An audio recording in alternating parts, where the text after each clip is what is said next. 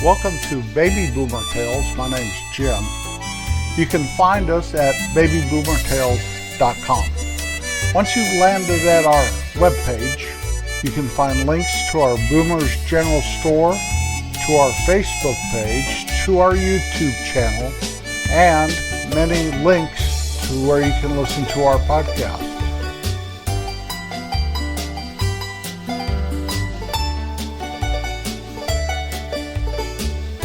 My friend Bill Moore just released his third Okie Boomer book. You can find it if you just Google Okie Boomer 3, O-K-I-E. You can also find it on Amazon.com. Bill is a great writer. He's funny, he's witty, he tells old family stories in a way that's very engaging and entertaining. I would highly recommend that you start with his Okie Boomer, the first one, and read the second and then the third. But he just released number 3. Remember, it's Okie Boomer 3. When you search for it, Bill Moore is the author. You'll be very satisfied and glad with yourself that you read this. I do believe. I know I was. Our title of our episode today is Television Volume 5. And this will probably be the last one of our television podcasts we do. What I do with this is I go through a decade and I tell you the top 3 shows of each year, and then I give you one other show that's in that season. Well, with the onset of streaming and binging and everything that has changed in the television world, network TV just is not what it used to be. It was the only game in town for a long time, and there were some excellent shows back in the day. And there's still some good stuff. I feel like you have to look for it. I go to streaming more and more all the time. But I have a few shows, and you like one, they cancel it, but that's the way things always have been. So I'm going to start with the 2000-2001 season. And we're going to go right through the 2009-2010 season. And so bear with me here. Some of these are a little bit where they repeat themselves over and over. That's why this is the last time. I thought last time would be the last time, but then I thought, well, we can pull off one more decade. So let's try this. We'll start at the 2000/2001 TV season. The number 1 show that year is Survivor, The Tribe Has Spoken. Number 2 is ER, very high energy, great show, George Clooney, Dr. Green, all those people, Number 3 is the Wednesday edition of Who Wants to Be a Millionaire. The number 5 show that season is Everybody Loves Raymond. 2001 through 2002 TV season, number 1 show, Friends. Number 2 show, CSI, Crime Scene Investigation. Number 3 show, ER. And the number 19 show that year is The King of Queens. That one had Jerry Stiller in it, who used to be George Costanza's father in Seinfeld. Remember him? The 2002 through 2003 TV season, number 1, CSI. Number 2, Friends. Number 3, Joe Millionaire. It was kind of a prelude to The Bachelor, I do believe. And number 9 show that year, Law and Order. 2003 through 2004, number 1 show, CSI again. Number 2, the Tuesday edition of American Idol. Number 3, the Wednesday edition of American Idol. I do believe those were the results, I think. And the number 17 show, I like this show a lot, it's fascinating to me, Cold Case. The 2004 through 2005 TV season, number 1 again, CSI. Number 2 again, American Idol Tuesday. Number 3 again, American Idol Wednesday. That is why right here, you'll notice this all through the decade, I'm giving up on doing this list. And I can't do a list like this with streaming shows. Number one, it's too wide. There's too many things, too many people watch. I don't even know if they do Nielsen ratings on that stuff. I really don't. The number 4 show that year, Desperate Housewives. 2005 through 2006 TV season. Number 1 has been replaced. CSI was replaced with the Tuesday night edition of American Idol. Number 2, the Wednesday night American Idol. Number 3 was CSI. And the number 13 show that year, 2.5 Men, old Charlie Sheen. 2006 through 2007 TV season. Number 1, Tuesday American Idol.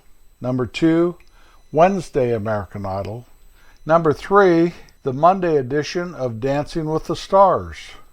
And the number 8 show, here's another one of my favorites back then, House.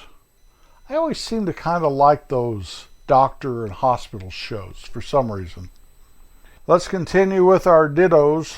2007 through 2008. Number 1, American Idol Tuesday. Number 2, American Idol Wednesday.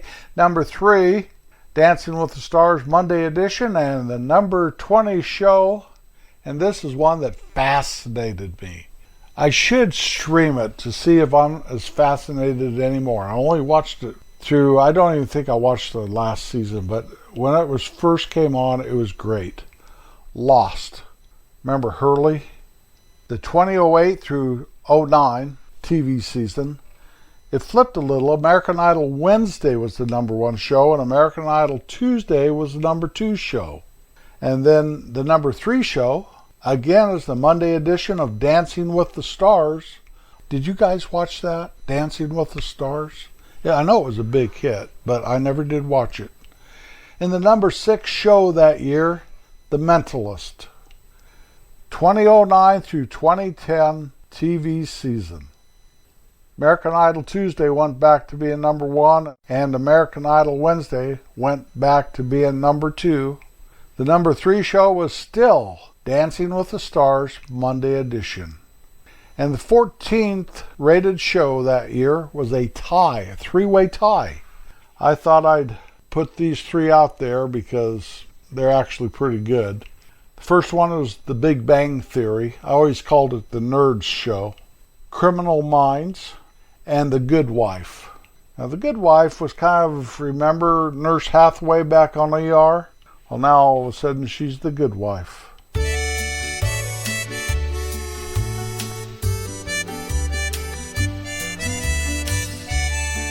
Our song of the week is You Turn Me On, I'm a Radio, written and sung by Joni Mitchell in 1972.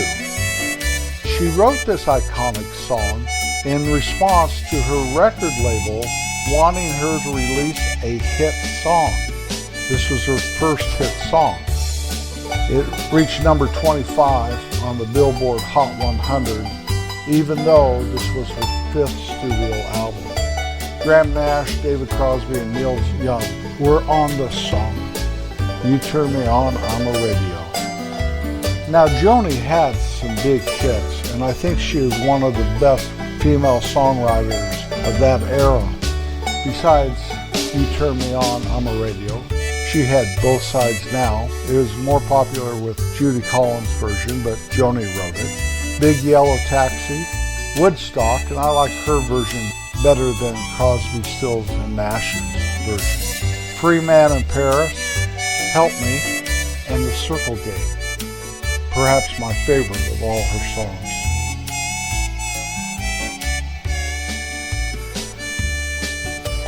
As I have been talking about TV, I have found that doing streaming has really let me go back to some of my very favorite shows of the past. I just finished watching Northern Exposure. There's 6 seasons of it, and I watched it from the very start. I watched right through the very end. And the very last episode the way they closed the whole show out. And this shows that they got to do it on their terms. They weren't canceled or anything. Or if they were canceled, they were planning an exit strategy. And the song Our Town by Iris DeMent came on, and they showed the different characters, what they were doing there in the evening as everyone was settling in for the evening. And that song is amazing with that show. I would encourage you to try to watch that final season. In fact, I encourage you to watch Northern Exposure. It's a great show. But I've got to watch Parenthood in its entirety. I watched The Wonder Years in its entirety. When football season starts, I'm going to watch Friday Night Lights. That was one of my favorites. I think it's too soon to watch This Is Us. It just went off the air in the last few years. I am watching Young Sheldon, the early first season, just because of the way that show ended. I wanted to make sure that I caught all of that. And he's cute when he's little. I didn't think he was so cute when he got older, but that's my opinion. There are so many wonderful shows. Now, some of them I turn them on and they seem so dated I have a hard time getting into it. Like Gidget, for example. I was in love with Sally Field when I was a high school boy, and when Gidget hit the airwaves, I just loved it. And so I've tried watching that, and it is not what I remember at all. So memory can do funny things to you. That is a fact. I still love Sally Field. I don't care. But as far as Gidget, I had a picture of her on my bedroom wall as a 16, 17, 18-year-old boy. I am watching Coach right now with Jerry Van Dyke and Craig T. Nelson. That's pretty good. There's just so much out there. Good and bad. Good and bad. Careful what you put into you. You don't want these things to mess with your soul. But at the same point, it's good for a laugh. You want to be able to smile. Life is too short to spend it in the darkness, and don't let TV be a dark spot in your life. But let it be a little ray of sunshine that you spend a little time with. When I was a boy, and we had one TV in the house, and no remote control whatsoever, and the family would gather on Sunday night and watch Wonderful World of Disney. Then it rolled into Bonanza. And before all that happened, it was Ed Sullivan. Sunday nights were wonderful for TV. And if you missed a show because you had to go to a ball game or to a school concert, or it was Halloween night or something, you're pretty lucky if you could find a rerun of that particular show on the summertime.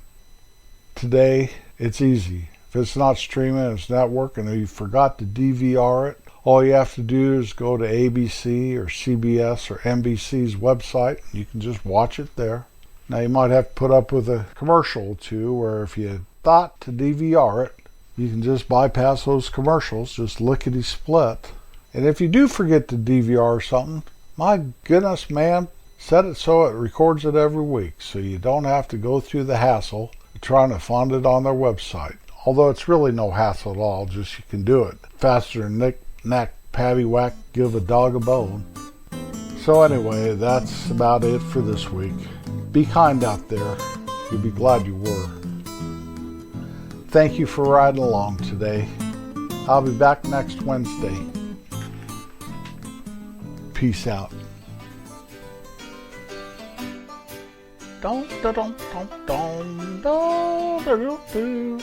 Katie and Kitty's gone shopping. Pop's nowhere to be found. And I'm gonna sit in my easy chair and I'm gonna try to find Mork and Mindy. I hope these summer reruns are on. I want to see that Nanu guy. He's from another planet. People say I'm from another planet. So I'm going to sit in here with some tater chips and a soft drink, put my feet up. I hope the antenna's pointed towards Wheat Town. Here goes. Where's that remote control? Oh, that's right. We don't have one.